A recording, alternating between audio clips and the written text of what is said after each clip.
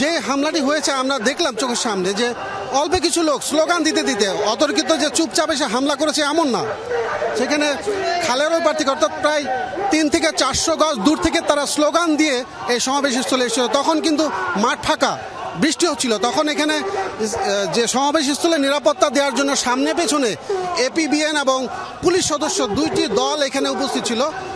এই পৌর মাঠের সামনে একটি গেট, পেছনের একটি গেট, এই দুটো গেটের যে পুলিশ সদস্যরা অবস্থান করেছে তারাও আমরা দেখলাম যে হামলাকারীদের ভয়ে তারাও স্থানীয় এনসিপি নেতাদের সাথে দৌড়ে সমাবেশস্থল ত্যাগ করেছে, মাঠ ত্যাগ করেছে। এখন তারা খবর পেয়ে বর্তমানে এখন আমরা দেখছি যে যারা অতিরিক্ত পুলিশ যারা আশপাশে ছিল তারা এসছেন, আসার পরে পরিস্থিতি ঠান্ডা হয়েছে, কিন্তু তাদের বক্তব্য যে তারা বুঝে ওঠার আগে এ ধরনের ঘটনা ঘটে গিয়েছে, এখন পুরোটা তাদের কন্ট্রোলে এটা তারা দাবি করছেন। কিন্তু যেটা আমরা দেখতে পেলাম যে এটা খুবই দুঃখজনক। এই ধরনের কোনো পরিস্থিতি সকাল থেকে তৈরি হচ্ছিল, যেখানে সকালবেলা এনসিপি নেতৃবৃন্দ পদযাত্রা যেই সড়ক দিয়ে আসবে, সেই গাড়িবহর যেখান দিয়ে আসবে, সেখানে সকালে প্রথমে একটি পুলিশের গাড়িতে হামলা করা হলো, আগুন দেওয়া হলো, বেশ কয়েক পুলিশ সদস্য আহত হলো। সেই ঘটনা শুনে উপজেলা নির্বাহী কর্মকর্তা সেটা দেখতে গিয়েছিলেন ওই এলাকায়। সেখান থেকে দেখে ফেরার পথে এই সদর উপজেলায় খুব কাছাকাছি কংখুর এলাকায়, কংসুক এলাকায় সেখানে তাদের উপরে অতর্কিত হামলা করা হয়েছে, সে গাড়ি ভাঙচুর করা হয়েছে। তো এতগুলো ঘটনার পরও আমাদের ধারণা ছিল যে এই এলাকায় নিরাপত্তা জোরদার করা হবে, কিন্তু শহরে সেই ধরনের নিরাপত্তা আমরাও দেখিনি।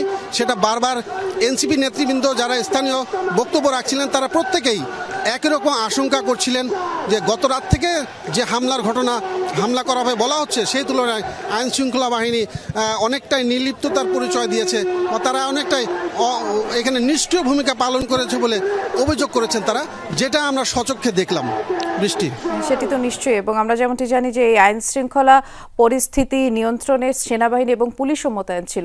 একটু যদি সম্ভব হয় এনসিপির যে নেতৃবৃন্দ বা কর্মীরা আছেন, যদি সম্ভব হয় একটু কোনো একজন প্রত্যক্ষদর্শীর সাথে একটু কথা বলে দেখবেন কিনা তুহিন, তাহলে একটু ভালো হতো। কারণ আমরা দেখছি স্টেজের ওখানে বেশ কিছু নেতাকর্মীরা এখনো জড়ো আছেন এবং তাদের যে পথসভাটা হওয়ার কথা রয়েছিল সেটি তো এখনো হওয়া বাকি রয়েছে, এবং পথসভাকে কেন্দ্র করে তো সমাবেশও হওয়ার কথা ছিল। যদি সম্ভব হয় 2-1 প্রত্যক্ষদর্শীর কথা আমরা শুনতে চাই তুহিন।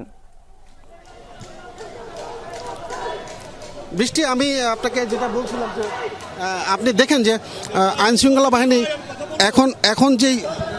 এখন যেই পরিস্থিতি, আপনি পেছনে নিরাপত্তা ব্যবস্থা দেখেন যে এখন পুলিশের অতিরিক্ত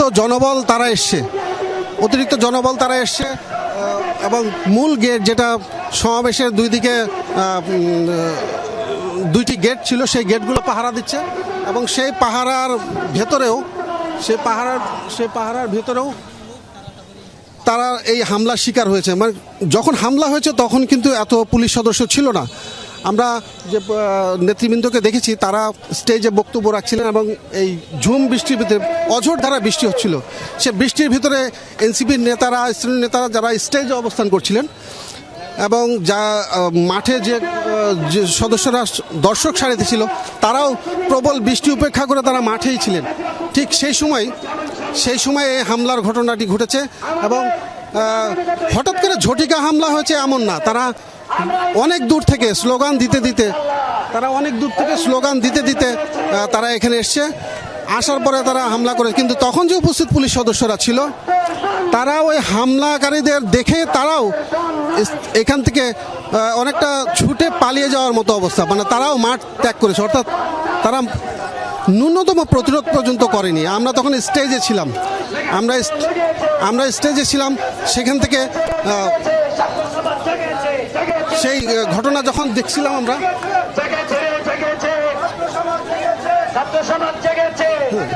কারণ আমরা এনসিপির যে নেতৃবৃন্দ তারা থাকার চেষ্টা করেছিল, তারা সেখানে ন্যূনতম প্রতিরোধ করার চেষ্টা করেনি। তারা প্রতিরোধ করার চেষ্টা করে। কারা হামলা করেছে আপনারা কি দেখেন? ছাত্রলীগের গুন্ডারা হামলা করছে এখানে, এই বেশটা হামলা করছে, পুলিশ ওখানে রয়েছে, পুলিশ গার্ড ছাড়ে দিয়েছে, যে কারণে ওরা এই বেশটা এসে হামলা চালাইতে সাহস পাইছে। পরে পুলিশ কোনো প্রতিরোধ করে নাই, প্রতিরোধ আমরা করছি। ওদেরকে একটা কথা বলে দিতে চাই, আমরা 2009 হত্যাকাণ্ড বলি নাই, 2013 শাপলা হত্যাকাণ্ড বলি নাই, 2018 কোটা বিরোধী আন্দোলন বলি নাই, 2024 গণহত্যা বলি নাই, আল্লামা দেলাওয়ার হোসেন সাইদি সহ অসংখ্য আলেমদের মেরে ফেলা হয়েছে, আমরা সেটা বলি নাই। লুটপাট, খুন। সকাল থেকে শুনছিলাম যে এরকম হামলা হতে পারে, আপনারা আশঙ্কা করছিলেন, আপনারা কি বলেছিলেন আইন শৃঙ্খলা বাহিনী? আইন শৃঙ্খলা বাহিনীর আমরা বারবারই বলে আসছি যে ছাত্রলীগের যুবলীগের গুন্ডারা তারা নাশকতা করতেছে, তারা এই পদসভা যাতে না করতে পারে তার জন্য তারা চক্রান্ত করতেছে। প্রশাসনকে আমরা বারবার জানার পরেও তারা বিড়ালের ভূমিকা পালন করেছে। তারা ছাত্রলীগ যুবলীগের গুন্ডারা তারা চাপাতি দা নিয়ে এই পদযাত্রায় অতর্কিত হামলা করেছে, আর প্রশাসন লেজ গুটিয়ে তারা পালাই গেছে। আমাদের নিরাপত্তা আমরা নিশ্চিত করেছি, প্রশাসন সম্পূর্ণ তাদের ব্যর্থতার পরিচয় দিয়েছে। মিষ্টি, আমরা এখানে দেখেছি যে আমরা মিষ্টি, এখানে প্রত্যক্ষদর্শী আর কিছু ছিল, স্টেজে আপনারা তো ছিলেন, কারা হামলা করেছে, কি হয়েছে, কেন হামলা করেছে? একেবারে ক্লিয়ার কাট কথা, আওয়ামী লীগের এখন ওই ফেসবুকের মধ্যে বড় বড় কথা বলার কলিজা আছে, তাদের কলিজা নাই, মাঠে এসে কথা বলবে। তারা বিদেশে বসে এক একটা স্ট্যাটাস দেয়, এক একটা অর্ডার করে, আর এইখানে যারা কিশোর গ্যাং, যাদের কর্মসংস্থান নাই, যারা বেকার, যারা নেশাগ্রস্ত, হ্যাঁ, তারা শুধুমাত্র কিছু টাকার বিনিময়ে এসে এই ধরনের ঘটনা ঘটায়। তারা কিন্তু জানেও না যে কি করতেছে না করতেছে, ওই হিতাহিত জ্ঞান তাদের মধ্যে নাই। এই নেশাখোর, গাঁজাখোর, এই কিশোর গ্যাং, সন্ত্রাস গ্যাং, এরা হচ্ছে এই হামলাকাণ্ড ঘটিয়েছে। আর এই কিশোর গ্যাংকে প্রোটেকশন দিচ্ছে আমাদের গোপালগঞ্জ থানার প্রশাসন। পুলিশ তো এখানে ছিল, তারা ঠেকেছে, পুলিশ ছিল, পুলিশ ম্যারাথনের দৌড়ের মতো তারা হচ্ছে দৌড় দিছে, পুলিশ দৌড়াইছে। গতকাল থেকে দেখতেছি তারা কি প্রতিরোধের চেষ্টা করেছে কিনা? হ্যাঁ, তারা যখন দেখছে এখান থেকে চলে গেছে, সর্বপ্রথম যখন ককটেলটা ফুটাইছে সবাই দৌড় দিতেছে, ওই কর্নার থেকে, কোটপাড়ার কর্নার থেকে সবাইকে বলতেছি যে ইনকিলাব জিন্দাবাদ জিন্দাবাদ স্লোগান দিয়ে যখন সবাইকে ডাকছি যে সামনে আসেন সামনে আসেন, তখন হচ্ছে যখন মানুষ আসা শুরু করছে তখন হচ্ছে প্রশাসন আসছে। তার এক প্রশাসন কোথায়? এই যখন ধাওয়াটা দেওয়া শুরু করলো আমরা প্রশাসনকে দেখি নাই, তারা কোথায়? কেন্দ্রীয় নেতৃবৃন্দ কত দূরে এসছে, কতটুকু খবর পেয়েছেন আপনারা? আমাদের কেন্দ্রীয় নেতৃবৃন্দ, এনসিপির একজন কর্মী সেখানে অভিযোগ করছিলেন এবং এর আগেও আপনাদেরকে যেমনটি দেখাচ্ছিলাম দর্শক, গোপালগঞ্জে এনসিপি যেই পথসভা সেটিকে কেন্দ্র করে সমাবেশে হামলা করেছে ছাত্রলীগের কর্মীরা।